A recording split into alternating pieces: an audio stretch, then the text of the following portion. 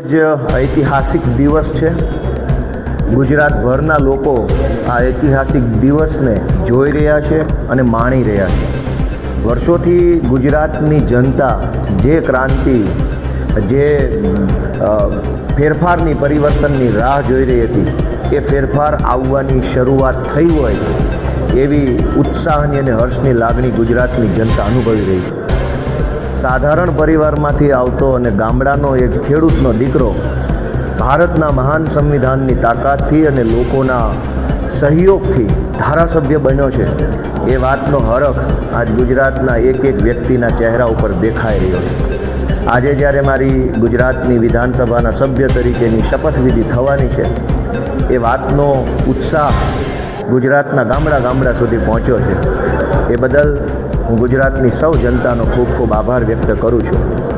મારા પોતાના માટે પણ આ એક ખૂબ રોમાંચ આપનારો, ગર્વ આપનારો દિવસ છે, કેમ કે મેં ક્યારેય વિચાર્યું નહોતું કે મારા જેવા સામાન્ય માણસને અવડા મોટા પ્લેટફોર્મ ઉપર કામ કરવાની તક મળશે।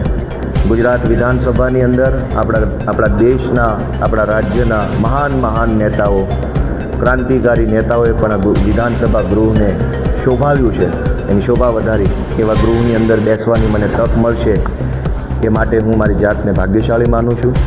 અમારા માનનીય નેતા શ્રી અરવિંદ કેજરીવાલજી, અમારા ગુજરાતના નેતા માનનીય શ્રી સુદાનભાઈ ગઢવી, અમારા મનોજભાઈ સોરઠિયા, અમારી આખી ટીમ જે છેલ્લા ઘણા વર્ષોથી ગ્રાઉન્ડ ઉપર રહીને સંઘર્ષ કરે છે, લોકોના મુદ્દા ઉપર અવાજ ઉઠાવે છે, અને એક સપનું લઈને અમે બધા હાલતા હતા કે એક દિવસ આવશે જ્યારે ગુજરાતમાં બદલાવ આવશે, આમ આદમી પાર્ટીનો દબદબો આવશે।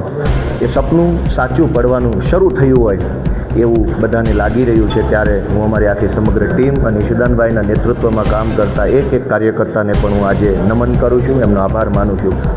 વિસાવદર ભેસાણની મહાન જનતાએ મને જે તક આપી છે, એ બદલ હું વિસાવદર ભેસાણ જૂનાગઢ ગ્રામ્ય વિસ્તારના મતદારોને પણ બે હાથ જોડીને નમન કરું છું। અને આ ઐતિહાસિક દિવસે, ઐતિહાસિક ક્ષણે હું આપણા ગુજરાતના લોકપ્રિય ખેડૂત નેતા સ્વર્ગસ્થ કેશુબાપા પટેલને પણ વિનમ્ર શ્રદ્ધાંજલિ અર્પણ કરું છું, એમને હું યાદ કરું છું અને પ્રાર્થના કરું છું કે કેશુબાપાએ ગામડું, ખેડૂત અને ખેતી માટે જે કાંઈ પોતાનું યોગદાન આપ્યું છે, એ રસ્તા ઉપર અમે ચાલી શકીએ। ગામડા માટે, ખેડૂત માટે, ખેતી માટે અને યુવાનો માટે અમે કંઈક સારું કામ કરી શકીએ એવું ઈશ્વર અમને બળ આપે એવી પ્રાર્થના કરું છું। ગોપાલજી, શાંતિ અમૃત્યા પરમ દિવસે